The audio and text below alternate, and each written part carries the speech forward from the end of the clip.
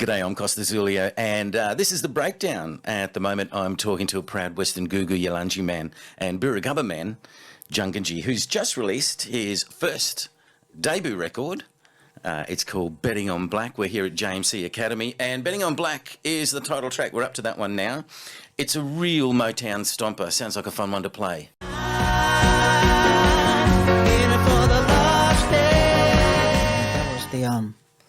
That's what embodied me back in the days, growing up in Anala in the 80s and my father playing all them old deadly records, whether it's The Temptation, The Drifters, The Manhattans. I was always inspired by that era, the Motown era.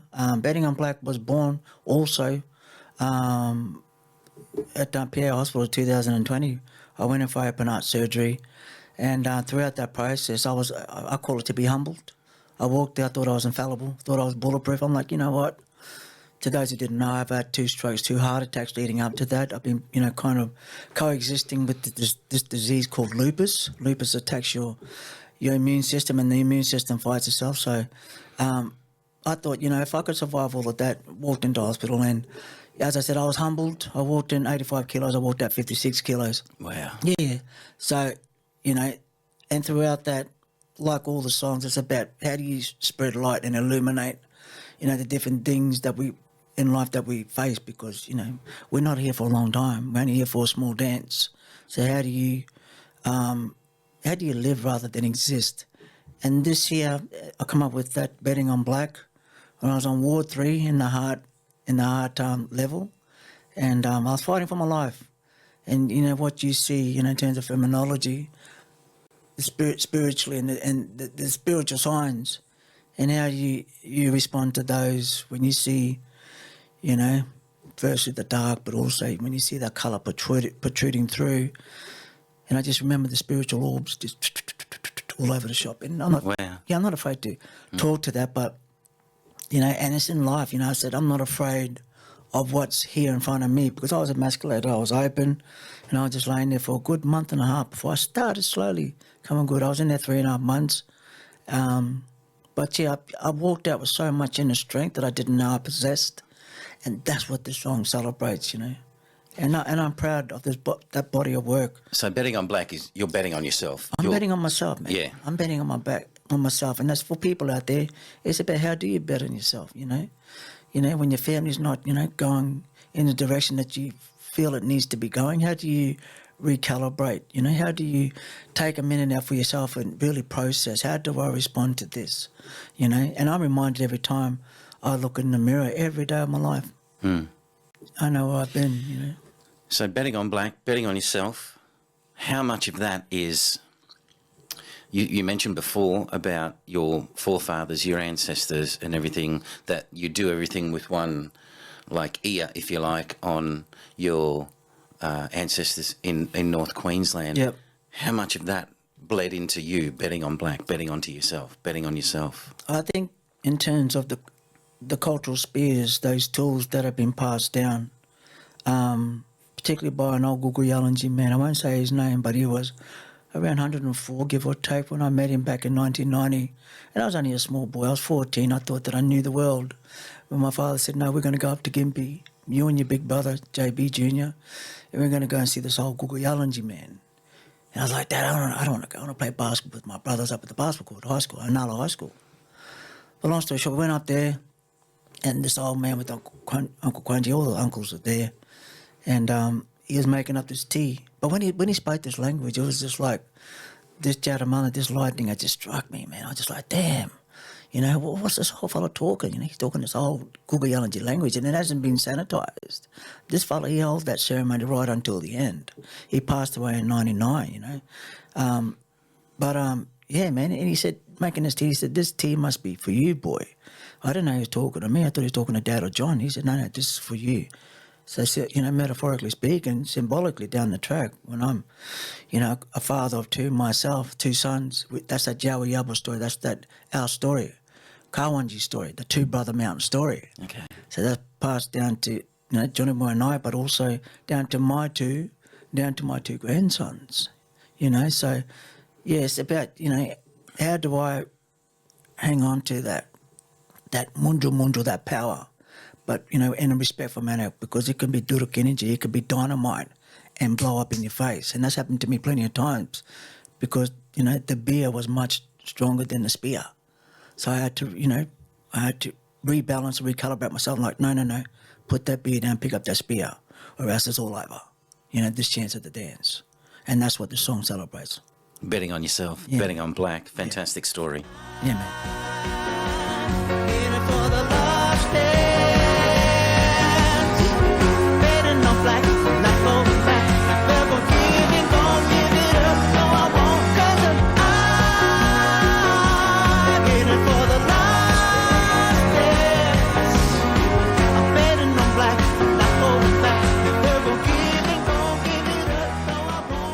Betting on Blak, the title track from the new Jungaji record. The next one in line is Adore. We've all been through relationships, breakdowns and the associated pain that brings, but Adore to me seems it's also a celebration of a song.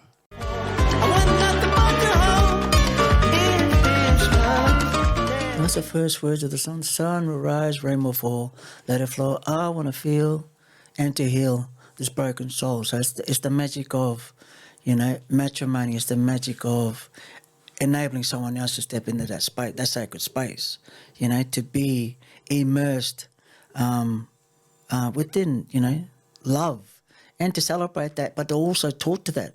Many out there are like that, no, sometimes it's good to show the softer side. And I've danced with that plenty of times over the years, and I don't take those interactions for granted. This song here, Adore, is celebrating that and that feeling of being infatuated, of being immersed in matrimony, of being at one with the person. And it's an upbeat number. It's usually a song that I put at towards the end of the show because it's upbeat, people dance and stuff, and it just breaks away from the seriousness of all the other stuff, which I have to speak to. But I also have to speak to us as men. We don't necessarily have to be hard all the time. It's good to be, no, I appreciate you and I want to take you out for dinner. Valentine's night, no, we can go out, and celebrate each other. And that's what the song is about.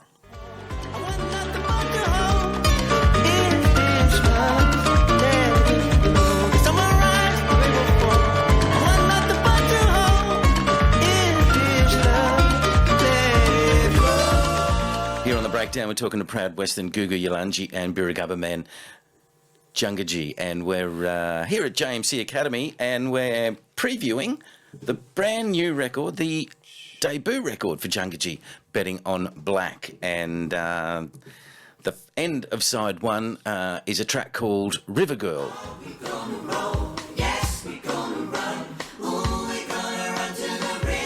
Is the girl in question your country? Or is it somebody else? Or it depends on how people the song speaks to people's inner consciousness, man. River Girl, it's a good upbeat number. You notice in this song, we're starting off with a big choral harmony. Yeah. So it's a different approach, and similar to Adore, it's just like celebrating the beauty, as being as one. We call that Jungamundo Yalanji language. Jungamundo as one with the one that you love. So this song here also, celebrates, the beauty of being as one with somebody else, but also as one could be with country, as one could be with the river. When I jump in that river, I feel like I'm cleansed. Particularly, it takes me back to the waters up there in Cairns, Gimmoy. Jumping at Crystals or jumping in at Harvey's Creek, man, you feel alive, man. So when I sing this song, it's just about a celebration of being as one, first with yourself, but, allowing others to celebrate that with you. Yeah. Talking to you, Jungaji, and, listening to what you're saying, and I'm not sure how to put this, but I see so many parallels with, I think white fellas are having, trouble with understanding the relationship of country. Yeah. The understanding of what country means. Yeah, man. To the black fella. Yes. The parallels, just listening to you now, the parallels to the spiritual side, to Christianity, to Islam, to Buddhism, to whatever, They're there. Yeah. They're there. They're the That's same right. things. That's right. Just a different way of believing, a different, I probably don't have the education to say exactly what I'm trying to say. But also, me, there's many interpretations Yeah. of what you believe and what puts you under that luminous light, whatever that is to you. Yes. Out there. But it's about what makes you strong for us as men, And it's not, as I said to you with Mission Street, it's not going to prison. Does that make you strong? Does that make you a man? No. It's about being strong, whatever your beliefs. And in relation to the country, there's many countries within the country of Australia. This has only been in play for 237 years. We've been at play for many thousands of years. And there's no conjecture around it. Let's not get confused. No. We have a traditional, and, that's something that the broader public, the wider community should be proud of, rather than seeing, just the mire in, your First Nations, Aboriginal, Torres Strait Islander peoples. We've been willing to come to the table many, many years since my grandfather was lobbying and jockeying, and he didn't have a voice in the 60s. He was still governed under the Aboriginal Protection Act, but because he was a pastor, a very clever man, that enabled him to travel to the different communities and have these conversations around how to better, just the basic human rights of Aboriginal and Torres Strait Islander peoples when they didn't have a voice, So there's many things to illuminate and to create dialogue around. And that's what I hope to achieve, And, beside the album and stuff, but just in general, having these conversations. Many people out there have these perceptions and views and stigmatizations of Aboriginal people, but they necessarily haven't broken bread or haven't had a cup of tea with an Aboriginal person. I'm hoping to create more conversation around educating, but also having these truth sharing conversations around how do we better, those that are coming after us. How do you change these views? How do we decolonise the weight? Because you carrying that weight from way back there, from your white fella side, but we also carrying that weight from the black fella side. You know what I mean? So where's the middle ground? Oh, them black fellas get everything, da-da-da-da-da. But you know what I mean? There's so much at stake. And, again, I hope to have these conversations, for the period of time that I have left before I close my eyes and cross over into the dream time,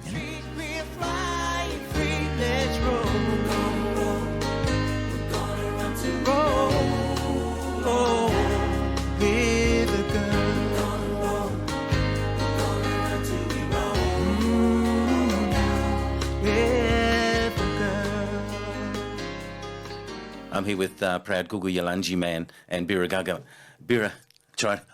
man. That's the one. Oh, you're killing it, man. On the breakdown. My name's Costa Zuli. I'm with Jungaji. Recently you played the St Kilda Festival. What was that like? Yeah, man, that was cool. It was always good. And a big shout out to Fred Gisha, the festival director of the First Nations stage. We played on the big stage. Mind you, it was cold. We had that southern breeze coming, and it was ice cold. I wasn't prepared myself personally, but, just to give people some context, I'd be singing, I turned to the drummer and I turned back, the microphone's literally fallen over. Oh, wow. Yeah, so it was strong. Good trip. Good indication of things to come. Probably cements a little bit of that going on tour with a band and stuff like that. It really cements your 100%. relationships, and you work better as a band. You get in the pocket when you're playing. And Yep.